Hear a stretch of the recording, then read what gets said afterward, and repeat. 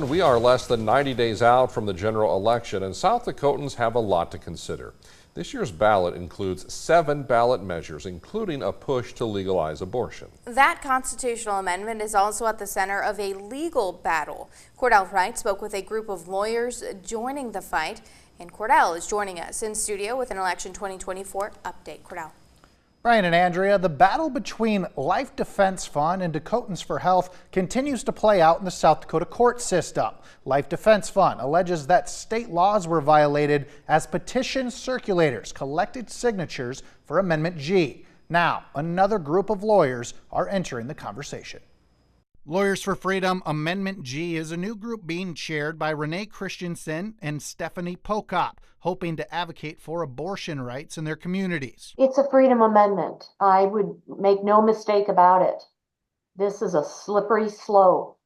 If the government is intending on legislating what we can do with our own personal bodies, that is going to give them access to our personal lives in an unbelievable way. I hope that lawyers still carry enough water and trust among members of the public that we can go say, this is what Amendment G does.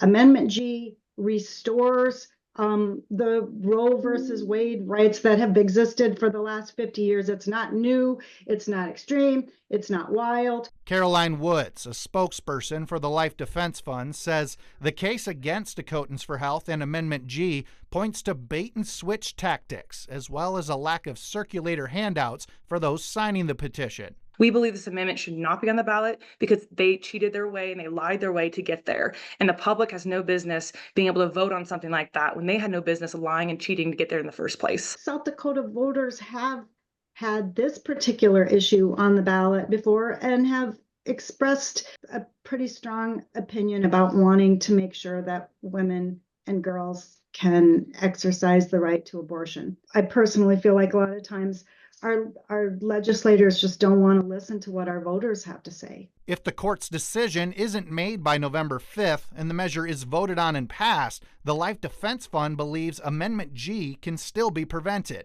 If we don't get a decision until after that time, the Secretary of State can actually instruct auditors to disregard the votes altogether and not include it in the South Dakota Constitution. A suggestion that a legal relief would be for the Secretary of State to issue a proclamation that votes don't count is novel at best. I don't think you'll find any place in the law where that's justified.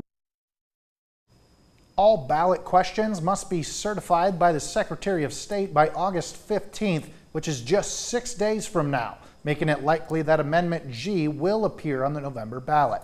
We have a copy of that proposed amendment with this story at DakotaNewsNow.com. Brian. Thanks for the update, Cordell. Thank you.